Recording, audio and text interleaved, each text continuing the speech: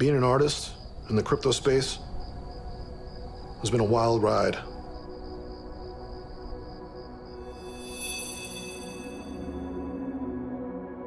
From the Bitcoin gold rush, to artists making millions, to speculators trying to figure out who's gonna make the big bucks.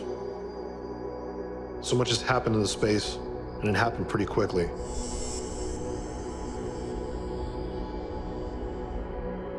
But in this new digital Wild West, you can find pioneers and trailblazers.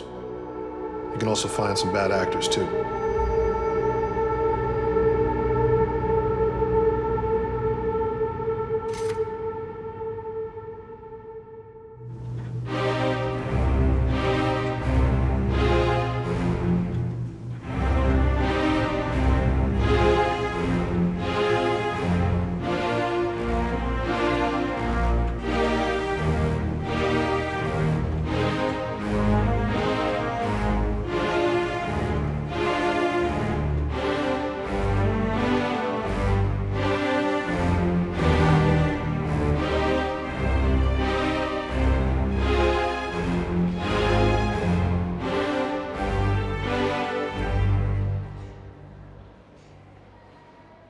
Yeah, it's mind-blowing. It's nice to know that other people appreciate my work. But yeah, you know, it's amazing.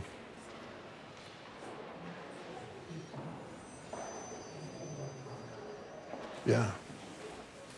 There we go. CryptoPunk number 110. They're calling that the Warhol of crypto art.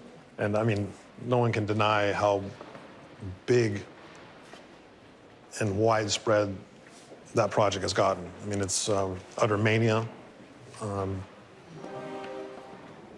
mean, why try to avoid, you know, the technology when it's here? Or try to say no, or try to avoid it, or try to say this is the end of art. I'm just saying it's going to be like the palette for the 21st century, the paintbrush of the 21st century. We're just at the beginning of it. I can say non-fungible. What is a non-fungible token? Big night for NFTs, $17 million. Carl, help me understand.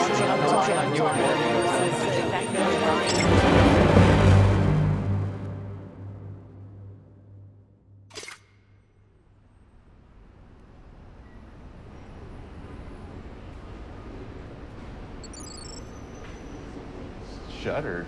Yeah. Oh, that's nice up there, though. Something's going on up there, right? Yeah. Yeah.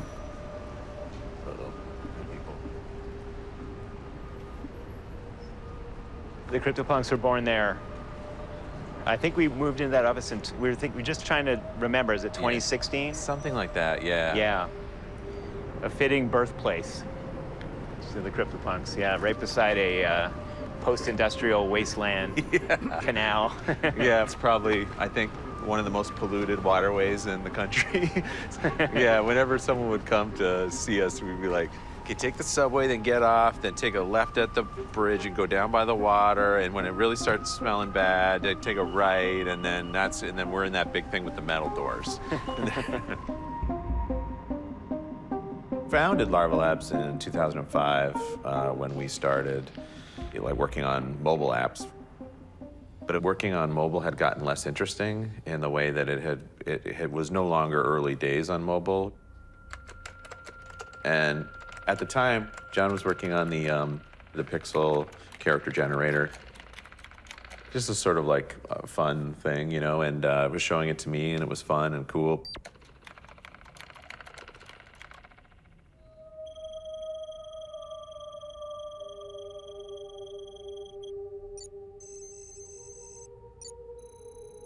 Pixel algorithm to make the CryptoPunks was pretty simple. You know, it was just really like, you know, just combining, just overlaying images. Start with a bald, simple head, and then you put some glasses on, put some hair on. And that really just started almost just for fun. There wasn't a purpose for that initially. We wanted to be independent, you know? We wanted to be able to work on those ideas and not have a job. That was really the extent of the dream, was the job would be our work on our own ideas.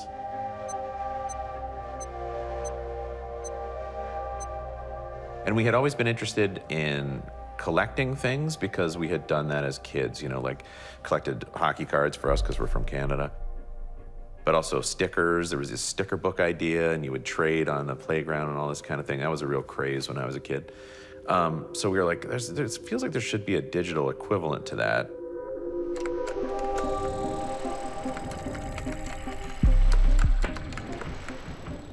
I think we started read a little bit about Ethereum and started to get a handle on that, how that was different from Bitcoin. But it was very early in terms of everything was very rough. The tools were very early, the information was pretty sparse.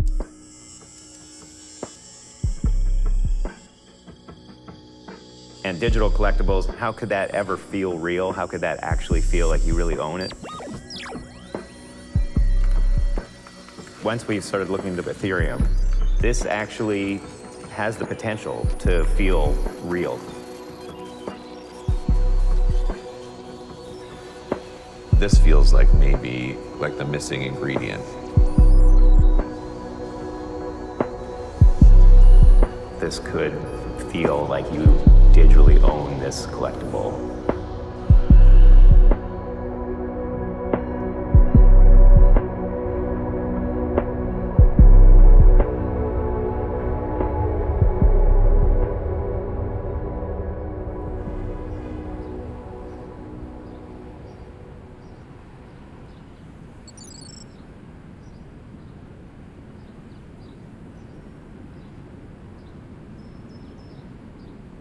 This is the site of the downtown LA for Occupy Wall Street. Started in 2011.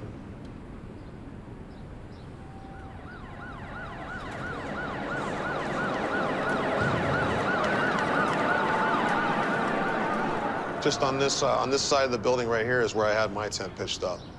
But this whole area was covered in tents.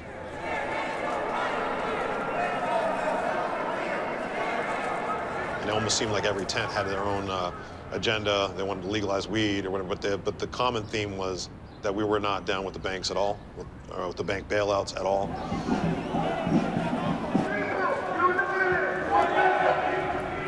This is the beginning of my, awareness.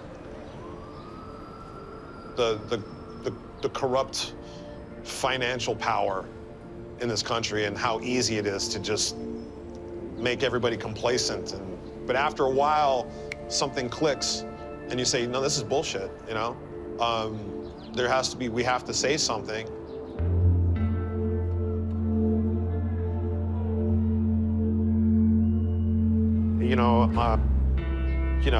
I was sitting in a Buddha pose because there was a problem. They were trying to paint protesters as being violent. I remember that in the news. They always would go, the news channels would show up here, and they would go to maybe the drug addicts that were here, or they would go to some people that didn't look like they were part of the movement, and they would focus on them because they wanted to make the movement look stupid, and I remember that.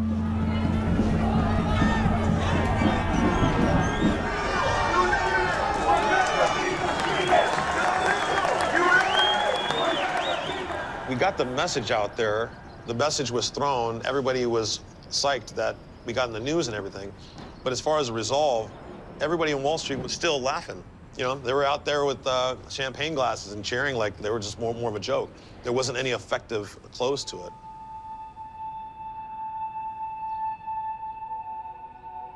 That's when I kind of started to find out that, cardboard signs are not, it doesn't work. It's not as effective. When I started using Bitcoin, that's when I knew that technology was the answer to new types of action.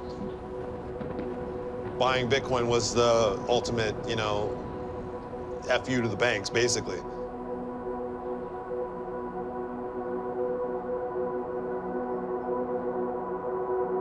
I remember hearing about Bitcoin well before ever hearing about blockchain, years and years and years ago, in kind of very weird corners of the internet. These people were trying to create their own digital currency, and how do you do that and make sure everybody's playing by the rules and not cheating each other, and that somebody had figured that out.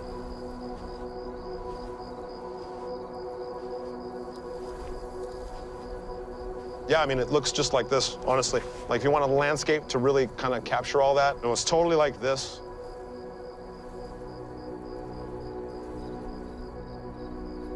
Even the earliest cypherpunks who had the first ideas about digital currency.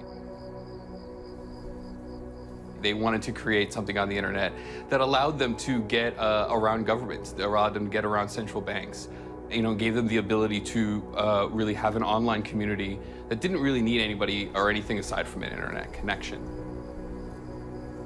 It felt really like a lot of people were pioneers, trying new experiments on the blockchain itself, trying to figure out what destiny they were going to carve on this thing. A lot of people back then have done that.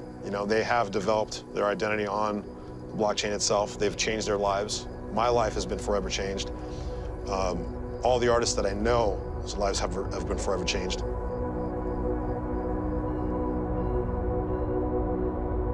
Ethereum was the first platform that seemed to come along in which people were able to build on that and actually develop things and start exploring what those things would mean in the real world. And that's also when I first heard about Cryptopunks. A coworker knew the founders and said, to me, I know you're kind of looking for who's actually building, who's actually doing things in this space. And these guys I know who run this, little mobile-focused company are doing this thing with these, JPEGs, basically. Would you want to check it out? I was like, of course, yeah, sure. Happy to take a look.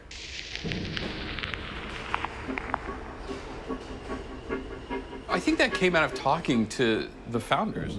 It just felt very like a garage band type aesthetic. Like, we're just going to try doing this.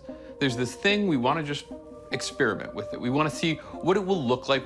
How will people react when we create something like this? And in fact, when we went to work on Cryptopunks, we didn't have a lot of time. We weren't doing that 50-50 thing. It was more maybe 80% was doing contract work. When we actually worked on Cryptopunks full time, we only had about 6 weeks to do the whole project.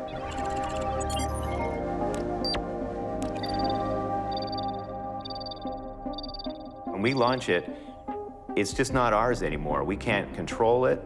We can't go back and say there's actually more Cryptopunks, or we're gonna take your Cryptopunk back. Nothing can change it, and so that feels a lot more like making a piece of physical art and putting it out in the world. You painted that painting and it's gone.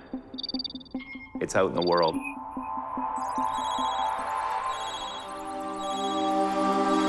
Really, as soon as we launched it, we immediately regretted the 10. What are we thinking, 10,000? That's way too many. And that was the feeling. Because once we launched it, and we didn't even have.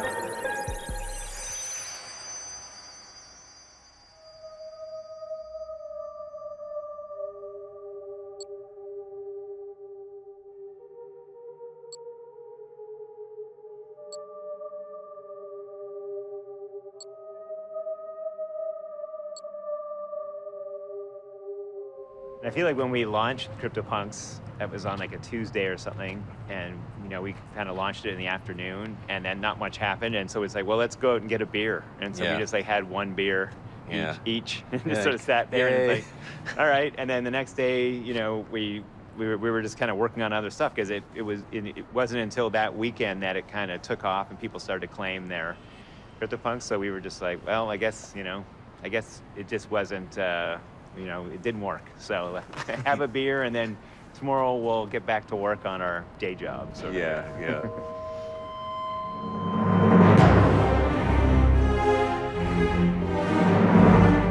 People following us on Twitter didn't probably care about blockchain or anything, and we didn't have any connections or people we knew in that space. And just we weren't really getting any interest, and so it wasn't. And so weren't getting interest from press, but also then people weren't claiming them even for free.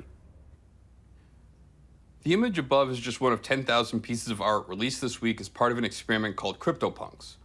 What makes this project unique is that each image is tied to a piece of computer code on the blockchain-based Ethereum platform.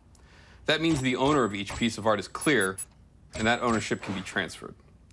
The result is a finite set of artistic expressions that can be bought and sold like any other kind of art. Yeah, so the article came out on Friday. We had launched it on Monday or something. Tuesday, I think, yeah. Tuesday, and the article came out on Friday, and it immediately, people started claiming them, and then 24 hours later, they were all gone. So something like 8,000 were claimed in 24 hours, whereas maybe 1,000 had been claimed previous to that. The end result is a project that uses creative expressions of technology to test our notions of art and value in the digital world. It's the kind of thing that Andy Warhol might have loved, a mass-produced pop art effort that, at its core, is about the interplay between creativity and markets. Someday, owning a CryptoPunk might signify just how early of an adopter you were into the world of Ethereum and its thriving digital art scene. Or they could just be a bunch of images. Yeah, we definitely don't claim to be good marketers. You know, we sort of like, oh, an experiment in digital ownership, whatever. And then the Mashable article said this could change art as we know it, or something. You know, it was some big bold headline. You know, this project could redefine art. And it's like, oh, that's how you talk about it. Oh, You know, yeah, like, that's what we need to say. Yeah, we sure. were, you know, we were just sort of humbly like, this is an interesting experiment, we think. Yeah. Although if you hear it, it's one thing to hear it from the people who made it, then a different thing to hear from somebody else. You're like, oh, that guy thinks that? Yeah. Yeah, so maybe it had to be somebody else saying that, but certainly up until that point, whatever we were doing wasn't working.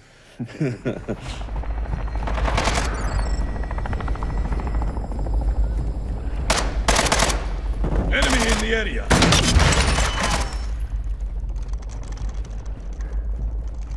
I'm loading.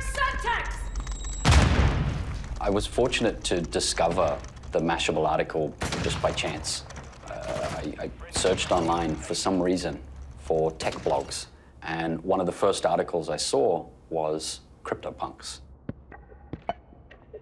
These images, instantly they evoked something in me. Reading through this article was like a crescendo of want, a crescendo of interest. This was a way that I could use my Ethereum and start to explore this network. So I was rushing to the website, reading through the list. Okay, you have to do this, or do this, do this. I downloaded an application. And I went to a website and created a wallet, contract interaction, and all these obscure terms that I'd never really come into contact with.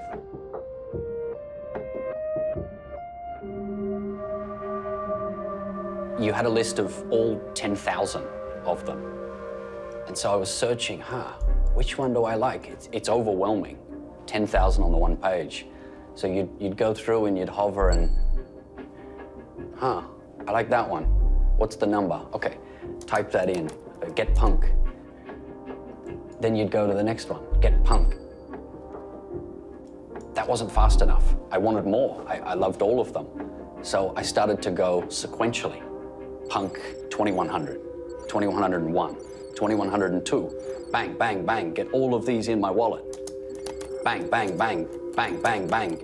Over the next 18 hours, it feels like it was, of basically moving from sitting at my desk, tapping, tapping, tapping, to pacing around the room, thinking, wow, this is insane.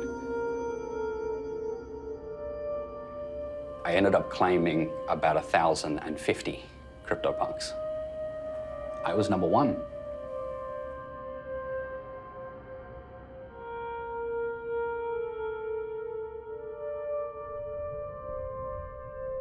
So then they were all sold out or whatever, all claimed. And then the market started. So then it was like one got bought for $1, $10, then $100. And we were like, this is crazy, like it works, you know? Like people are, you know, it's very different to get something for mostly free versus like, I'm gonna spend $1 on this thing, this digital thing that I want. And then as soon as someone spent $1, then someone's like, well, if you're spending $1 on that, I like this one better than that one. That's gotta be worth $10, you know? So we had to, it was starting to work. From the beginning of CryptoPunks, it's always been with the idea that you trade it, and it has a built-in marketplace to the code. It was one thing to claim these punks, for free, of course, but the expectation was always that, okay, well, if there's a marketplace, if there's a secondary market for these, then they must have some kind of value.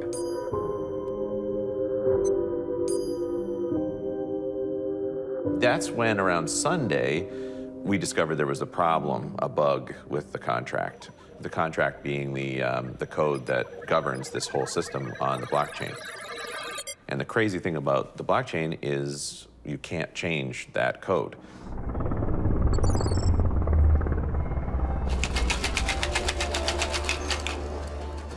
After claiming all of these CryptoPunks, I found myself wanting more.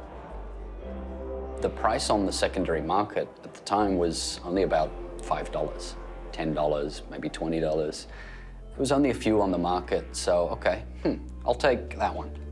Send the transaction, buy punk, $27.53. Great, check the transaction, I've got it. Fantastic. Okay, let me buy another one. So I send this transaction, withdraw. I check the scanner to see what happened with the transaction. I got a little bit of money in my account. What? I check and I see, oh, I've got about $20 returned back to my account. $20. That's the exact same amount I spent on the punk I just bought. And the bug was basically just, if you bought a CryptoPunk, you got the punk and you got your money back. The money went to the wrong person, which is a really dumb thing to have happen. So it felt like we had this high of like, oh man, people are really, it's working. Like people value this digital thing. And then a low of like, oh no, we blew it. Yeah, we ruined it. Like we ruined it. But we really expected that it was just dead. Once it was discovered that there was an issue with the code, Lava Labs quickly put out a tweet saying, do not list your punks for sale. There's a problem with the code. We have to write a whole new smart contract and kind of migrate everything over. But that's going to take time. And so, people are just going to move on. I think it's hard to imagine that world and what this was like at first. And it would be hard to know really what it was going to look like. And the very lofty promises and the very lofty ideals that a lot of this technology came with, what would actually work in the real world? What would actually come to fruition? Would this be something that people want? Would people even want to have a digital collectible? But somebody had to come along and start building things. And this was one of the first times we saw that. And then very surprisingly, yeah, we launched it and everyone came back, basically. It felt immediately that it was alive again. People weren't so worried about it because this was free to claim, and the value of transactions that had occurred legitimately were only a few $100s. It wasn't shocked, it wasn't angry.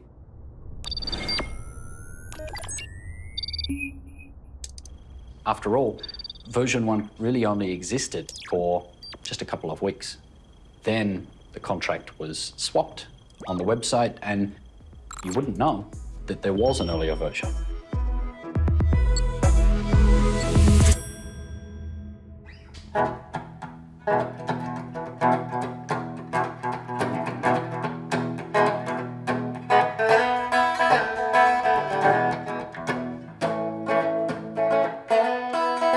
In 2016, I saw a rare Pepe asset on Bitcoin. And this was before CryptoPunks and Ethereum even started gaining traction. And when I saw that, I immediately knew that there was somebody trying to, put a meme on the blockchain and preserve it. And a meme is basically like a viral internet joke. Someone comes up with a joke online, whether you remix a picture or something, they say something on top of it. I was part of the first couple series and I donated work, created work, and I put it in there and got some admitted. And then, within the course of a year, we had like 2,000 people in the Telegram group. And all these artists were from around the globe. So you name it, from Japan to Venezuela. I mean, even Venezuela was really cool because during that time, Maduro and the currency crisis that was going on there, some people were actually selling rare Pepes to make a living. And because it was actually more efficient than their currency. The Rare Pepes, a crazy kind of an anarchist community of people creating memes with this frog that were being collected by some crypto bros, crypto finance people. But we were very fascinated because it used to be called dank art. Dank meaning like raw and meme, you know, it's not high art, it's just the opposite of that. When we were at the first Rare Art Festival with John and Matt, and the Homer Pepe sold for $37,000, we were thinking, this is insane. Everybody, I think, knew there was potential. Everybody knew this technology would move things and would create things. But I don't think anyone knew that it would be, you know, so speculative so fast.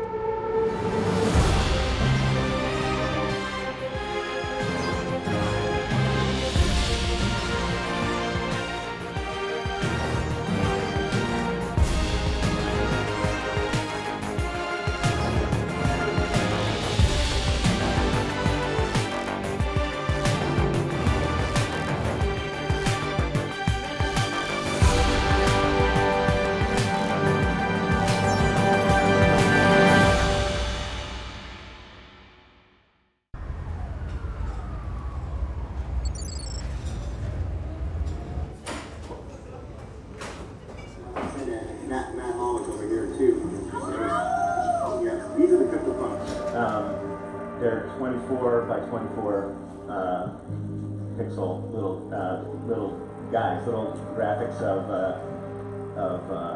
punks, and there's a bunch of different ones. Some of them are female, some of them are zombies, there's all different ones. En 2018, le marché était vraiment tranquille, il y avait peu de ventes, donc moi, je m'intéressais toujours aux Cryptopunks, je regardais ce qui se passait. Moi, ça me parlait parce que le pixel, c'est l'informatique. Cette esthétique 8 bits, c'est de l'art à part entière. C'est vraiment iconique des jeux des années 80. Acheter 100 Cryptopunks, c'était vraiment dans ma logique de collectionneur.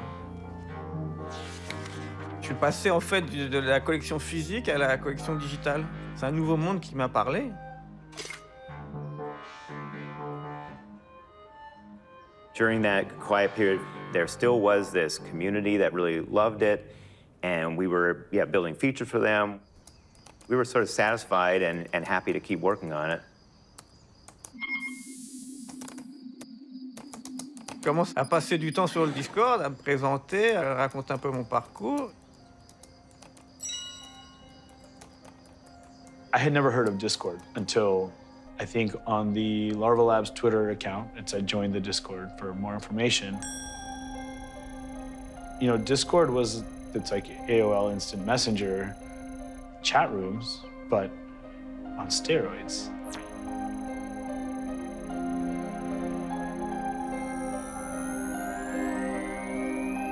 To the early persons in this community, what mattered was the curiosity in the technology, the open-mindedness, the sharing the interest, to develop something new, to explore the potentials. The overall feeling within the community was excitement, was glee of wow. I think people like me were a bit different because we would just stick in our own space, in the trading space.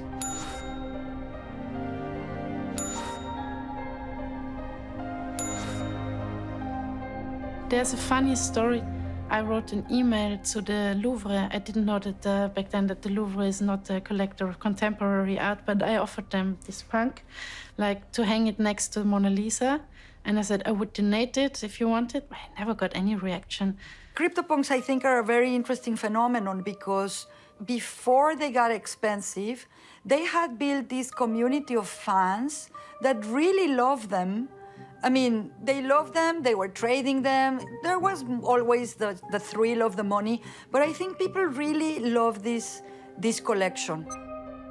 If you're doing something new, it's more important that a small number of people really love it than that a lot of people think it's okay. That's exactly what happened with Cryptopunks. There was a community that formed immediately, right from the early days, and then really stuck with it, and it was really important to them.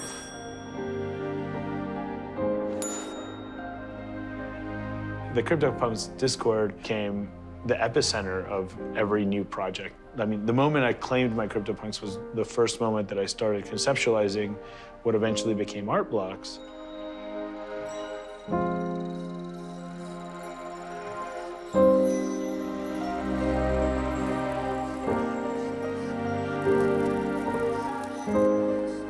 It sounds kind of extravagant to say this, but I do think that there's a bit of that utopian flavor to the community that they created online, and the culture that they created around blockchain in the years leading up to the NFT boom. But the reason that this all happened, you can trace it back to projects like Cryptopunks. The breaking news, stay at home. That is the order tonight from 4 state governors as the coronavirus pandemic spreads. New York, California, Illinois, and Connecticut all ordering non-essential employees to stay home. Those orders cover 75 million people across the United States. New York's governor today telling non-essential businesses in his state to reduce their workforce. I believe the most important revolution is that we became digital people. I like to say that before COVID, we used to know friends in real life and then eventually add them on social network. And now, since COVID, we first meet people online and eventually, at the moment, we'll meet them in real life. At the moment, we are becoming more digital, and so it totally makes sense, to have an avatar to represent the best image of you, to your friends, to your people, even tomorrow to your colleagues, but with the online version of you.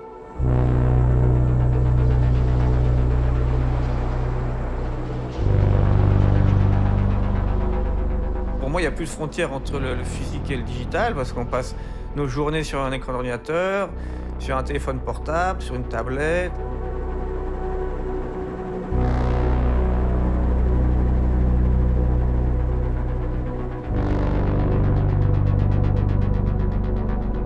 In the real world, you're stuck. For better or for worse, people will treat you better or worse. You look like what you look like. On the internet, you can be whoever you want. And your profile picture that represents you can be anything.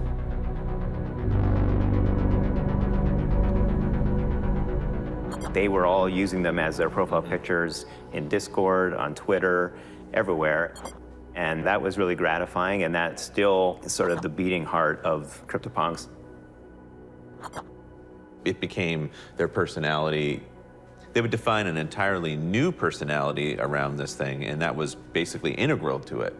Those kind of things were surprising. Yes, some of them, even if they appear in real life, they wear a mask that is their CryptoPunk because that's their public identity, not their face.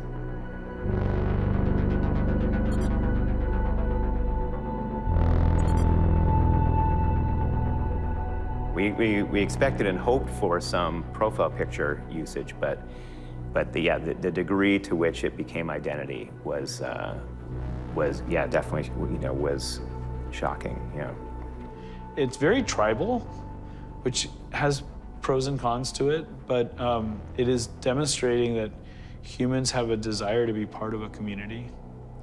That's something that obviously was catalyzed by the pandemic, but definitely not only because of the pandemic. At this very moment, I realized that these pieces, these 10,000 CryptoPunk, will become, in 20, 30, 50 years from now, art pieces that we will find in history book. And for me, that was really the point, that I was telling to all my friends, guys, you should buy a CryptoPunk right now because it's like buying a Picasso for a few $100s. You are buying something. Nobody will like that, but you will see that later. These pieces will be not only in art books but also in museums and in every good art institutions. What was supposed to happen actually in 5 or 10 years, at the end of the day, happened in 5 or 10 months.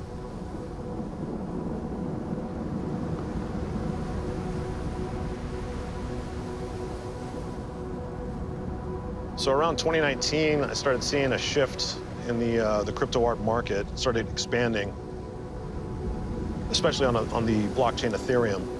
A lot of platforms started coming up, and these platforms were made for a digital artist to be able to upload their work and put it on the blockchain and sell it to the public. I started seeing them as kind of like the futuristic Christie's and Sotheby's. So, for example, on platforms like Super Rare, these were all places that digital artists could go and just, you know, express themselves and just upload their work. And by that time, it just kept growing and growing. When that happened, and the Beeple sale happened, and the CryptoPunks started getting, you know, sold on Christie's and so forth, you know, every single digital artist that got wind of it or read the headlines, they clicked, and then they started coming.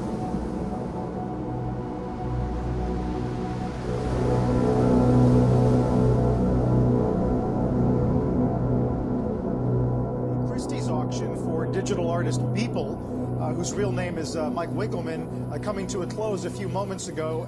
The final bid, David, $69 million. Oh my gosh. As of 6 months ago, Beeple had yet to sell any work, and most of America and the world are still trying to understand how NFTs fit into overall asset valuations, but Carl, help me understand.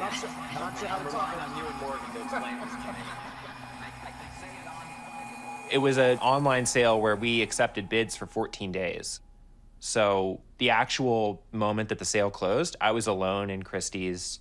I had my laptop open, was watching the sale, hunched over it in a small office. And when the bidding finally stopped and the hammer came down, you know, the digital hammer, I closed my laptop and it was just silence. Like I could hear the hum of the air conditioning. And inside of my head, I'm thinking, what the fuck did I just do? What the fuck just happened?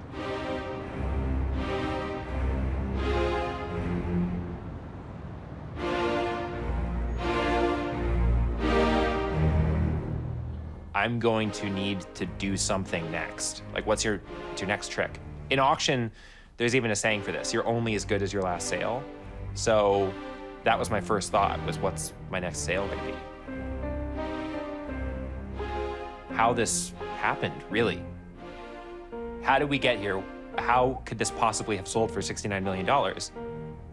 And people just kept on telling me CryptoPunks. Look at CryptoPunks, check out CryptoPunks. Because of the community. Really, I think that the excitement around CryptoPunks had to do with the caliber of people who collected CryptoPunks and who had shown up and really built the infrastructure and architecture of this space. When I heard that Christie's was auctioning this, with Noah Davis, we're talking about this, and I was incredibly excited. We had always assumed that we were going to get to this point, but never so fast. And I remember going down to New York City, where Super Chief held a viewing party, and sitting in, you know, this big room with the middle of COVID with maybe like 200 other people. The energy in the room was absolutely electric.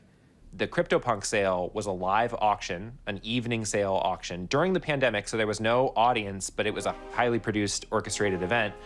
Basically, the sales room turned into a TV studio.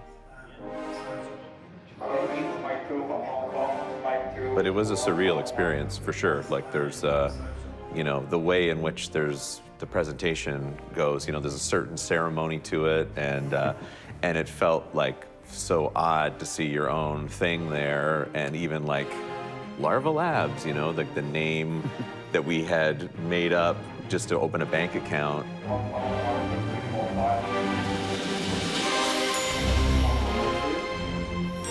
I was bidding with one person on the Christie's cell phone, and then I had my personal cell phone, my Apple phone, on the table, and I was in the Punks Discord. So I was hanging out, like, talking shit with the CryptoPunks while I was bidding on the CryptoPunks in this live evening sale.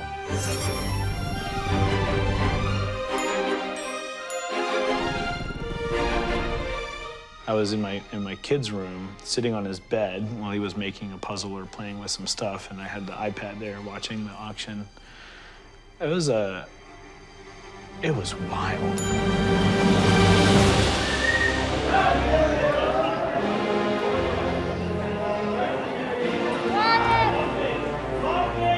Auctions are very manipulative. Auctions are super exciting. So you have people and you have a guy going up and it's about winning. Yeah, I mean, you know, CryptoPunks is interesting because there is no fee. It's a zero-fee trading marketplace. What they did, which was very smart, was they held back about, I think, 1,000 CryptoPunks into their collection so that they had the ability over time to do more primary sales, like Christie's, if they wanted to continue to fund the operation in this way.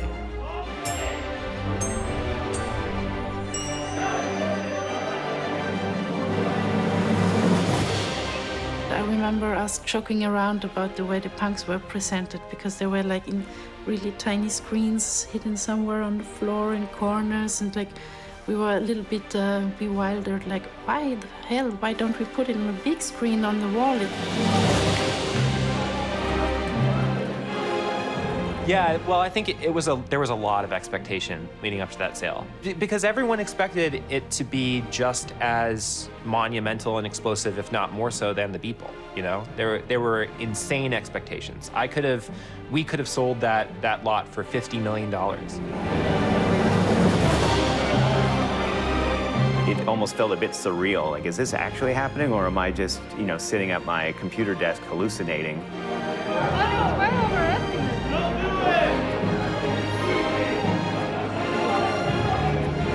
We hadn't even seen each other very much, you know. Yeah. Maybe once or twice during this whole process had we seen each other in person.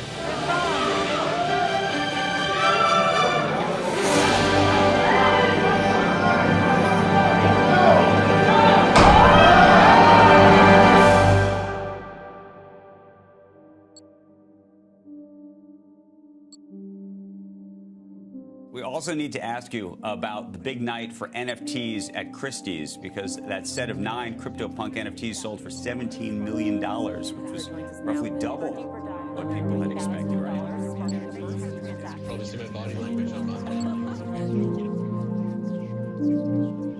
I mean, my first thought was, oh man, the crypto people are going to be disappointed. The sad part about the delusion is that if you don't meet the expectation that was created by the delusion, it feels like a complete failure. People in the audience kind of groaned, right? They thought this was like not enough.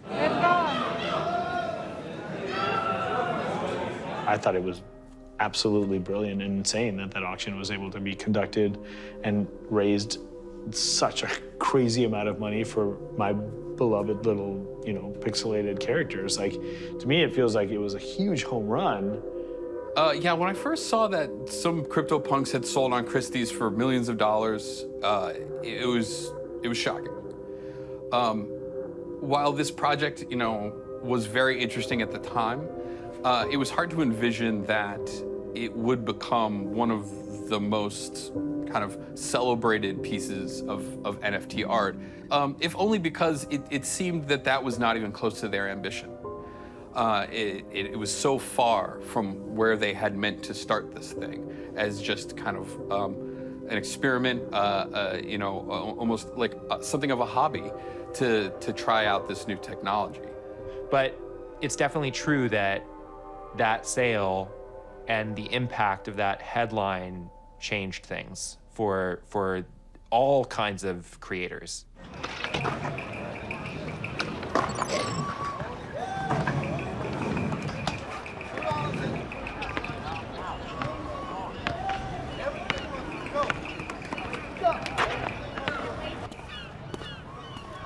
When the crypto market started booming, it just started to get really crazy. A lot of artists were getting really excited, making tons of work, making tons of money. It was a lot of fun, but a lot of speculation too.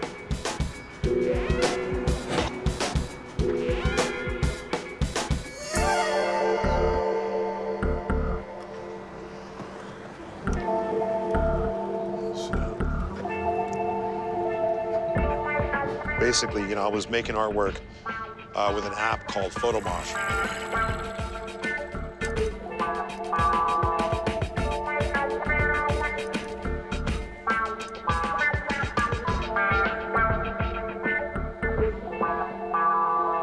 So the reaction of my using Photomosh in the beginning was they liked it. They said, oh, this is cool, glitch artwork, this and that. It was, people would collect it. But after other artists found what I was using, and there was some contention. They're saying, oh, this artwork is too easy to make. Oh, we need a higher, class of artwork to be, minted on the super rare platform. And collectors started saying that. No. I had to kind of like ask myself, well, what am I gonna do here? Am I gonna change my artwork to fit this platform, or I'm just gonna make more of this, trash artwork? And of course, I think I just thought of the Sex Pistols, and I'm like, you know what, screw this. And I just kept making more of it. I said, you want to see more of it? And I just started making it more. I actually dedicated myself to saying, this is a trash GIF now. This is the piece that really kind of started the entire thing. That's what got removed, the 64-gallon toter. And yeah, it was just a simple, trash can mixed with Photomosh, and it didn't take me that long. It was one of those quick, write a punk song kind of deal and just put it out there and see what happens, and there was a response.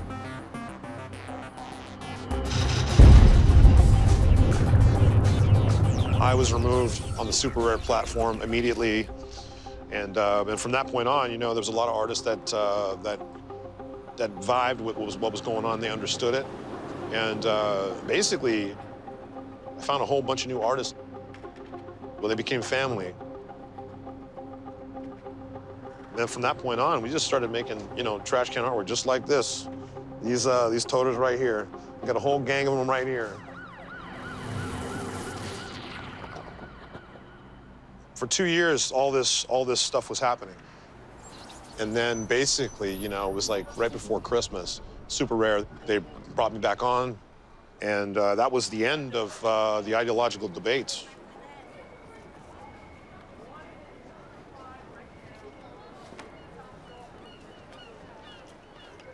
The recent crypto boom has been a huge boon for the NFT space. That news that Visa purchased a CryptoPunk NFT just in the hour after Visa announced the initial purchase. Chernin Group operating partner Jared Dicker joins us now for a deeper dive. When people started adopting it as their profile picture, and even then companies started adopting it, like Visa or something like that, we're sending a signal like, we get it, we're interested in this market. So then this profile picture became this powerful symbol of who you were, more so than what, shoes you were wearing or car you're driving or whatever the other ways are you show that. Yeah, there's some celebrities who have CryptoPunks as their profile picture. It's like, well, that's a very iconic thing. You might see them on Twitter more than you'd see them in real life, and so if they're representing themselves with that, that is an iconic thing. That's a strong, powerful message. Accumulation of new people and new interest that was causing a pretty crazy bull run, or hyper-financialization of these assets in a way that was generally very productive for people, especially the ones that were there early.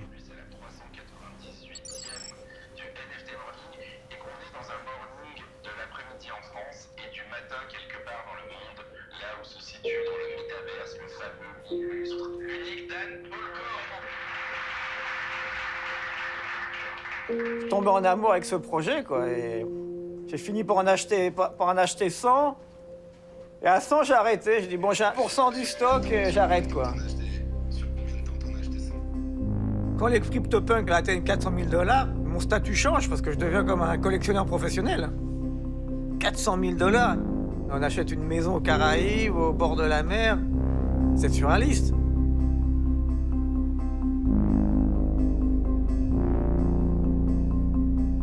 So what you need to understand is that in a period of like 18 months, Ethereum, one of the most important cryptocurrency, raised from $200 to more than $4,000. So it's kind of a by 20 in terms of growth. This growth generated thousands and thousands of new millionaires.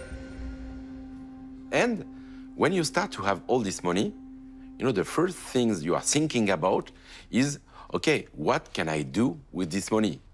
Most of these people, they are believers.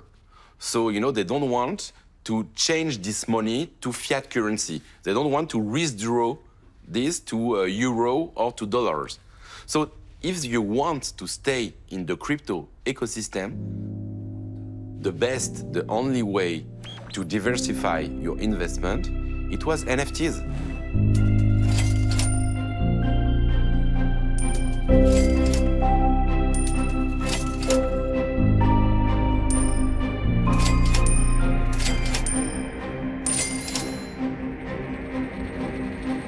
And if you need to invest into NFTs, why not investing into the crème de la crème, into basically the Rolls Royce of NFTs, Cryptopunks.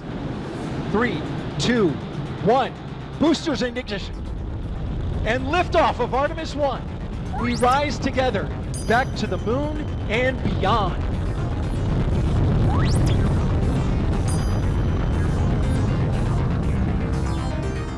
Yeah, as things started to change in 2021, you know, the Discord now, yeah, there was a lot of money being transacted by the people in that Discord.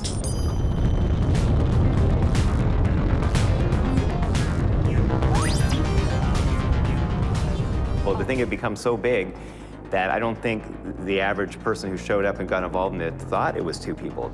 All 4 RS-25 engines on the core stage and 2 solid rocket boosters now propelling the vehicle at 128 miles per hour.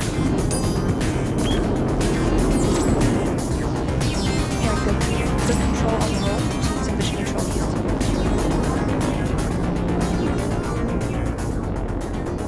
People who have a lot of crypto, that's a security risk, you know, you have a computer or something somewhere that has a lot of money on it.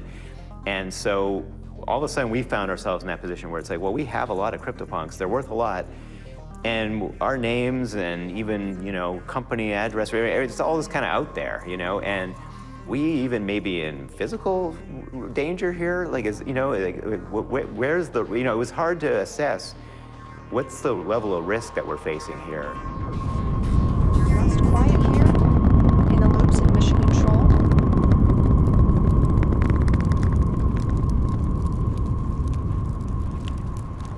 If I was to make any commentary on 2021, I would say, as far as the, you know, CryptoPunk culture, I'd say it was kind of, you know, just completely hijacked by speculation, and I know that wasn't the original intention, you know, because I know that it was, you have the creation, and then you have everybody that uses that creation for whatever means that they have, you know, and the Burned Punk was kind of a series of events, and I just felt like a specific day was going to be a trash day on Twitter, something fun, basically. And I told everybody, I said, you know, today, if you want to make trash art, go ahead.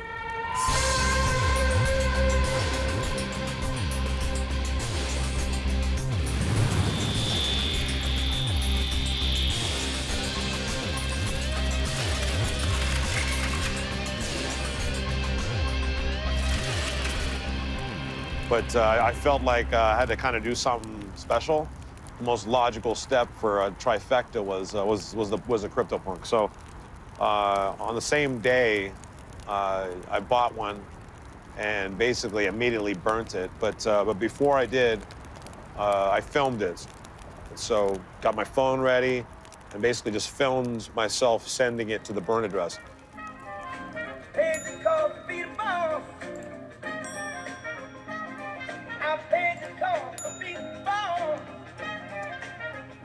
Here we go. See you later.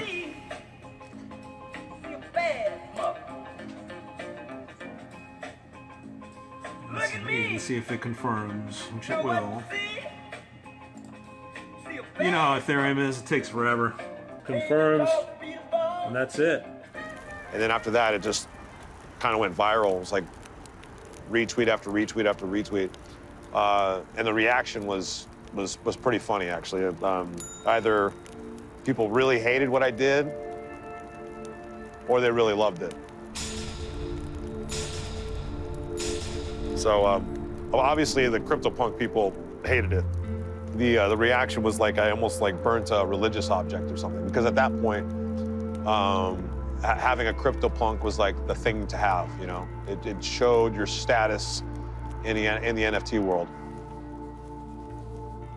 We've always felt that speculators are very toxic. You know, I mean, yes, a lot of money comes in, but with the money comes grief and pain and anxiety and stress.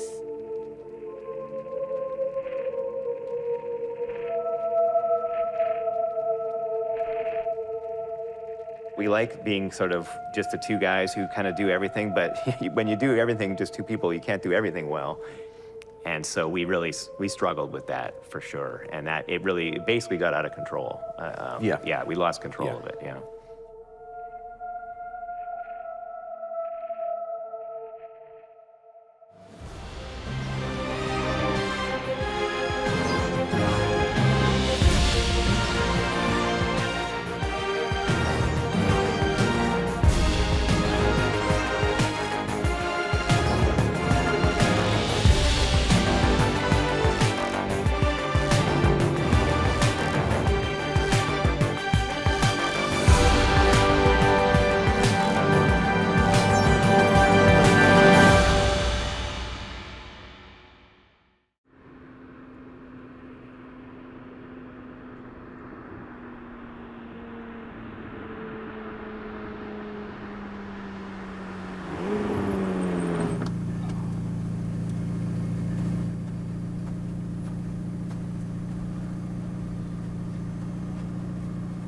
Back in 2017, I actually claimed a lot of CryptoPunks, over 1,000. I had over 10% of the collection, more than the developers set aside for themselves. I was the #1 holder for several years. Gradually, I would sell them once a week, once a month, until finally, by the end of 2020, I'd actually sold everything. Made a couple $1 million, but 2021, the price just kept going up and up and up and up. If I didn't sell anything, at the top it would have been worth over $500 million. I sold the bottom.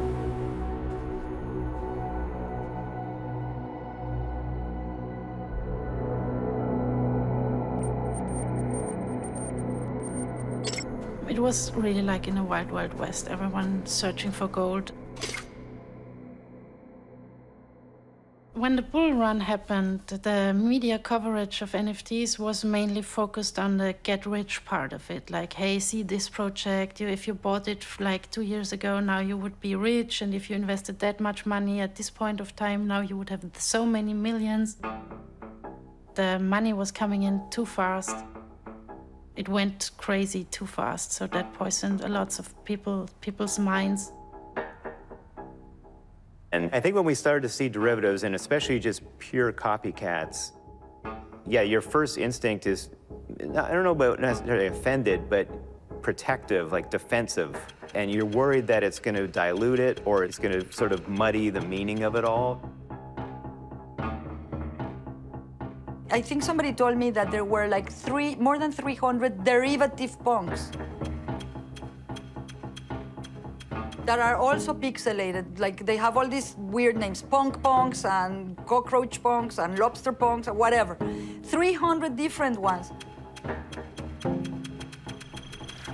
This was all happening at a time when the value of the CryptoPunks was rising quickly. So we also had this collector base who was also very defensive, you know, and basically demanding that we do something. Not that there was much we could do, though. You know, that's the thing. You know, this is an international thing. It's the internet. You know, the idea that you could kind of be litigious and go shut down every clone or copycat.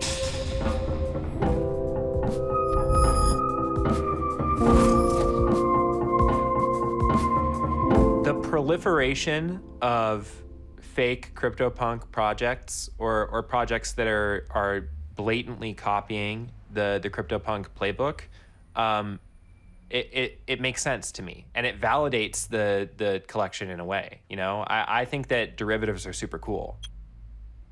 I love knockoff versions of pop culture. Yeah, it's an homage. It's an homage. It's a collage that is an homage. Yeah. people who are copying CryptoPunks just validates the importance of CryptoPunks. 2021 was going on, and everything was changing so quickly. Now, companies started entering the space and making NFTs and making promises, and it became a very different thing. You have a company like Yuga Labs that actually pays an artist to create a series of monkeys. It's called the Bored Ape Yacht Club, that to me have absolutely zero value of any kind, not aesthetic, not cultural, not humanistic, nothing. It's just a product. But it's a marketing project, and they executed it quite brilliantly. Because what it did, it was kind of like the entrance to a club, right? But they were promising some sort of like an exclusive entrance to a community of owners. And it has a certain ethos that is very, I think, male and entitled, and has absolutely nothing to recommend it.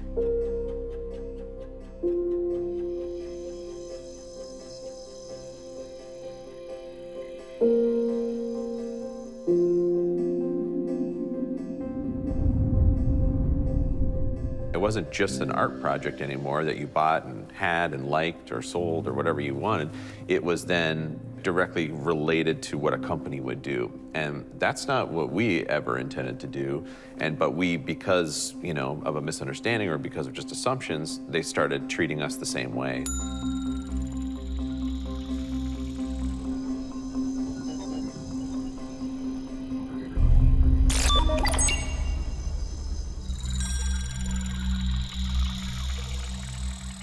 And so people who had, bought a CryptoPunk for potentially a lot of money were like, well, why aren't you doing what they're doing? Why aren't you making us promises and doing these things? So I didn't want to run a big CryptoPunks Inc. company.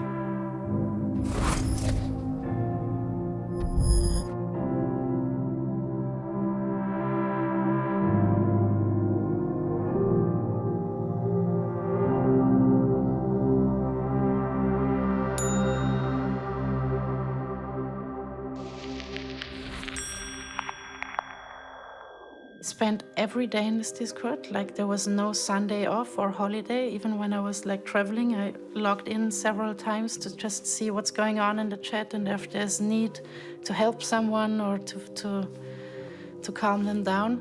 So there were lots of moments where I was really upset, overwhelmed. I was in tears sometimes, so it wasn't easy.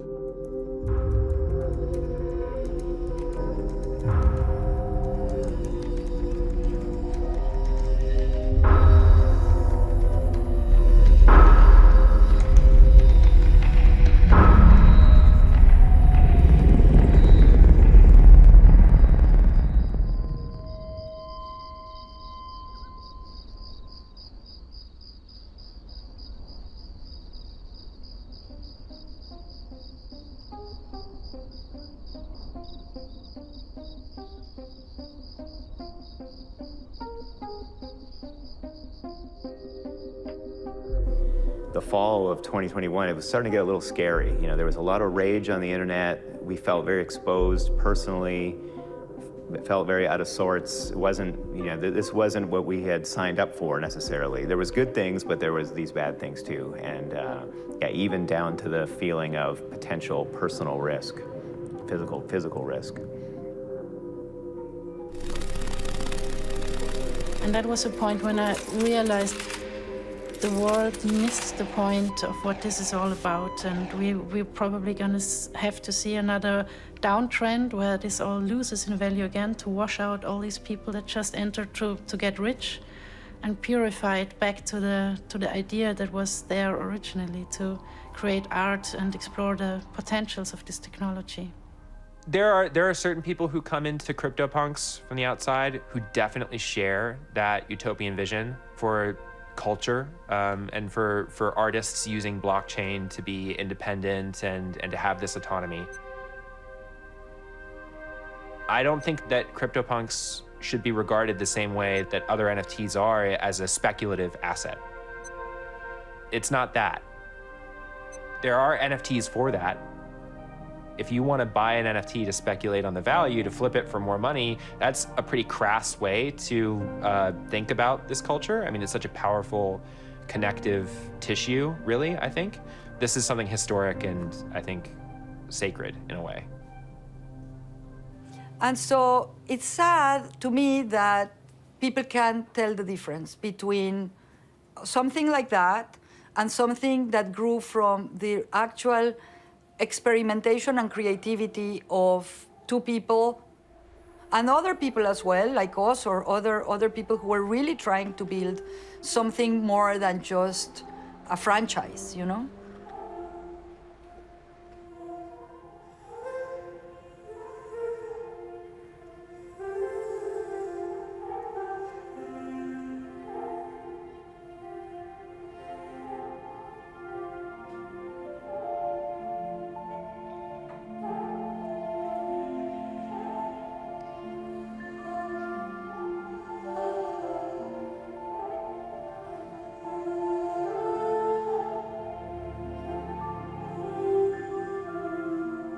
So this piece in particular, well, it's entitled Meta Perfumer, but the style I'm using is basically artificial intelligence. I'm using an algorithm, Mid-Journey.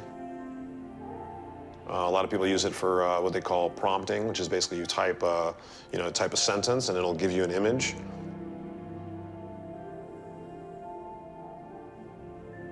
Mid-Journey is really good with simulating different photographic styles. So for instance, this one, I told it to give me a Polaroid. So that basically, the first word was, Polaroid of desert with, whatever I would put after that. But I usually look for, the algorithm to make a mistake. So for instance, give me a bunch of images, but if it starts doing something weird in the image, I'll kind of focus on that. It's interesting, I've done a couple experiments with it, and for example, like I would tell it to just give me a rock, I was obsessed with QR codes for a while, so I'd say, give me a rock with a QR code on it. And basically I would just give me generation after generation, and then I'd see something pop out of it, and then I would focus on that.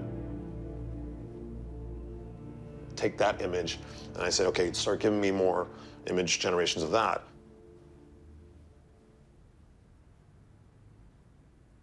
And I just wanted to demonstrate that it's not just like typing a prompt and get the image. Like you can actually use this to kind of mold an entire well put together image, and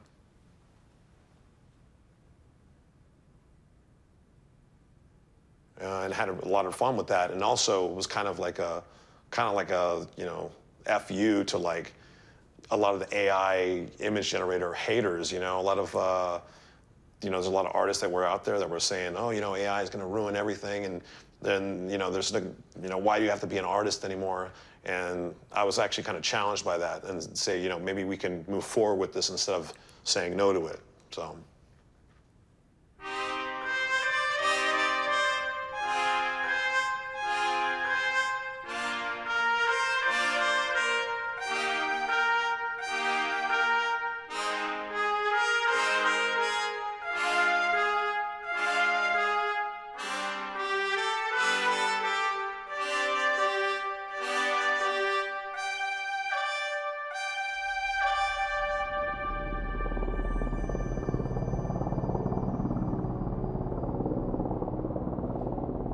One day back in December of 2021, I was contacted by these NFT archaeologists, a group of people whose job it is to search through this blockchain history, like gold miners.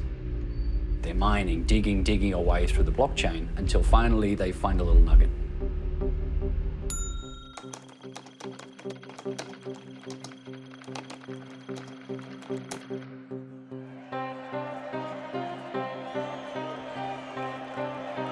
I always knew the story of the bug of CryptoPunk would come out. And even when selling these CryptoPunks, well, I always knew I still had those version 1 CryptoPunks. According to the blockchain, they were first. And the way that blockchains work is once it's out there, you can't take it away.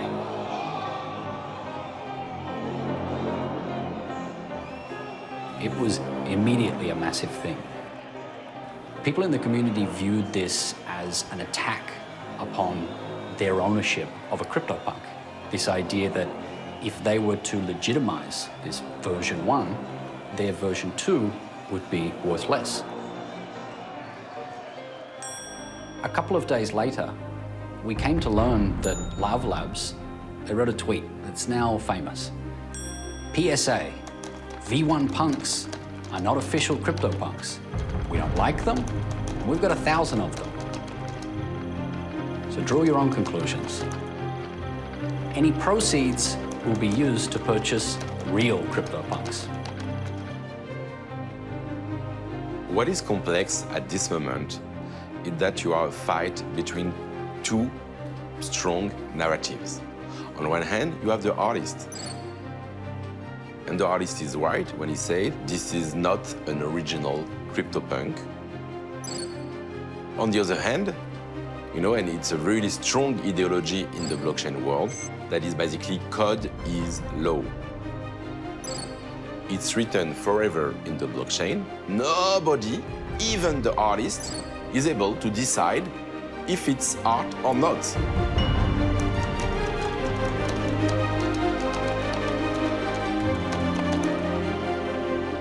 When I met Matt for the first time, it was really nice because he didn't know how I looked like, and I introduced myself and he was like, you're Julie, and we really hugged for like a minute, totally happy, and he thanked me for what I did for the community.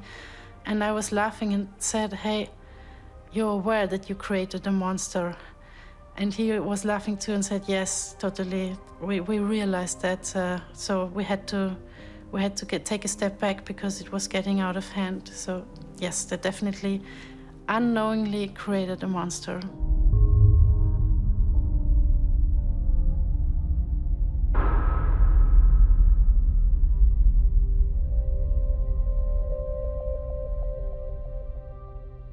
So when Lava Labs sold to Yuga Labs, it really felt like we all couldn't understand what happened there. And it was like just, okay, there was so much money on the table. Matt and John took the easy way out, taking that money and getting rid of all these community uproars and the mob getting at them, so I understand that.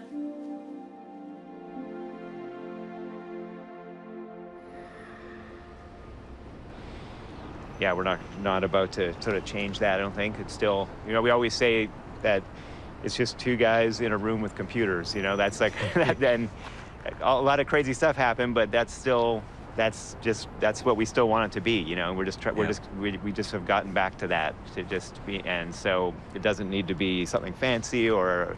And I think to keep things simple, because that's like how we know how to work, you know, it's how we know how to do things best. And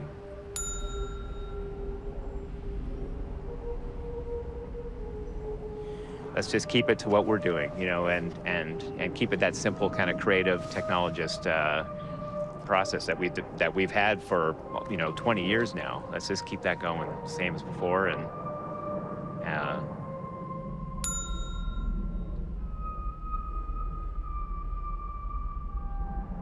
yeah, changing it now would kind of feel like turning away from what we're about, for sure, you know.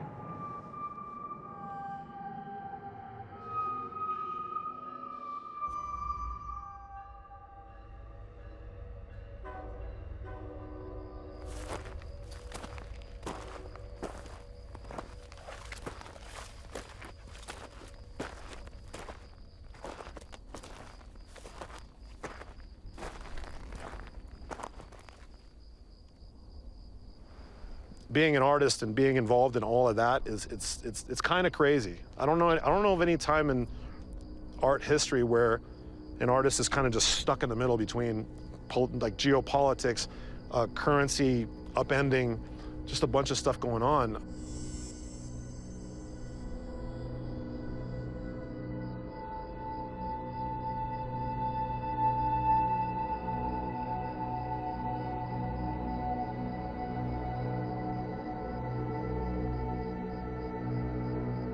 but for some reason, it feels like I've been a part of it for about 20 years, you know? And I don't know why, but that's another joke in the crypto space is like, you know, 1 month feels like it's like half a year. Every day, something happens, whether it's like making commentary about the actual scene, or some political stuff happens, or even the technology itself has to upgrade. Somebody's doing some speculative stuff. There's a scam that happens. There's like tons of stuff. Sometimes I'll make art about it, make some commentary, or I'll make some art about, you know, just something I'm feeling personally.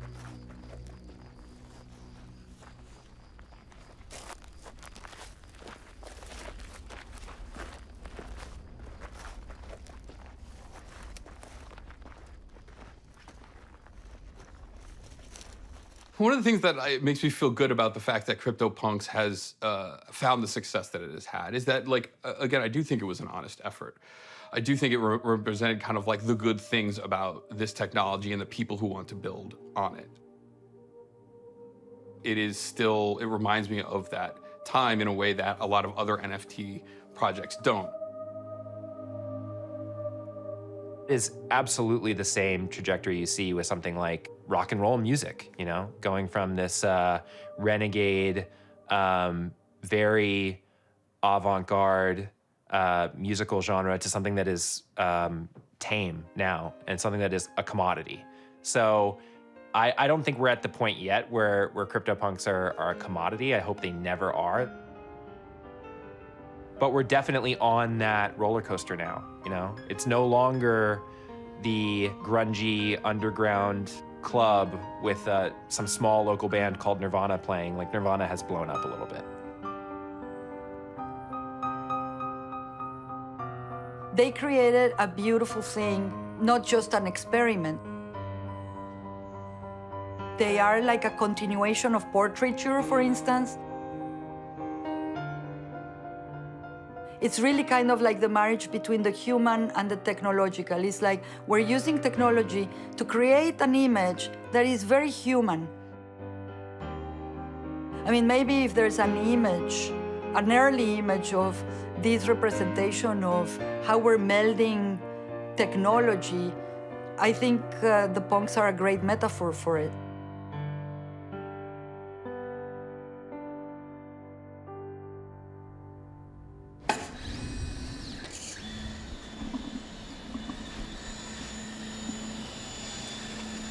That's just one of the crop lines.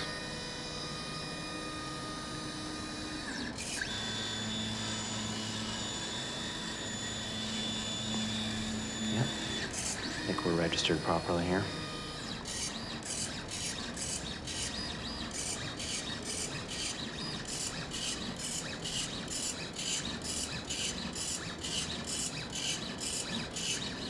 Yeah, it looks pretty clean. You still see the dots sometimes where the pen comes down. Oh, yeah, maybe that was the thing we didn't like about this pen. Yeah, the graphic pen is a little cleaner in that department. Yeah. But yeah, there's still the fine pen is still charming in its own way. Yeah.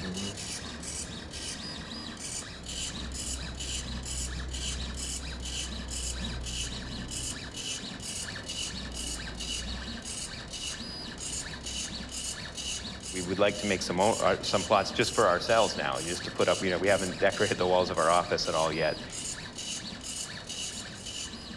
Yep, this is one of the things we had to figure out for the Pompidou was the line thickness for wall scale. You know, we had never done anything that big before, so we were projecting it with a projector and measuring it and seeing, like, it's funny, like, it really, there is thicknesses that work and you see different things, like the ratio of the space to the line and all that. You see the spaces or you see the lines, and